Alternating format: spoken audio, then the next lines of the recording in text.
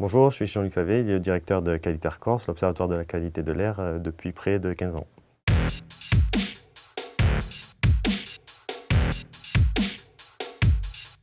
Alors d'abord, mesurer la pollution, informer la population et surtout appuyer, avoir un regard expert avec tous les acteurs locaux, les collectivités, les industriels.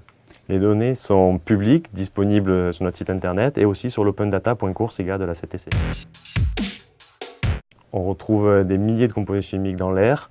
Nous suivons tous les composés qui peuvent avoir un impact sur la santé, qui sont connus actuellement. Donc l'impact sur la santé, ça peut aller de simples gènes, irritations, jusqu'à des maladies plus graves comme des cancers.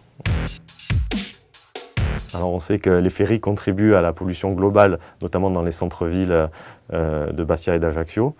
Mais on ne sait pas tout encore sur les pollutions des navires. C'est pour ça qu'on a mis en place un programme européen pour pouvoir y répondre plus finement. Donc on est plutôt préservé sur la pollution en Corse, si ce n'est qu'en proximité, par exemple routière ou dans les centres-villes, on peut avoir des niveaux qui dépassent les seuils réglementaires pour la santé fixés par l'Europe.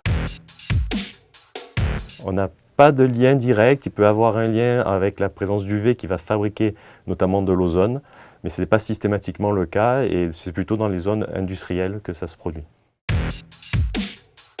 Du point de vue pollution, on retrouve aussi de l'ozone en altitude, donc ce n'est pas forcément à l'abri par rapport à ce composé-là.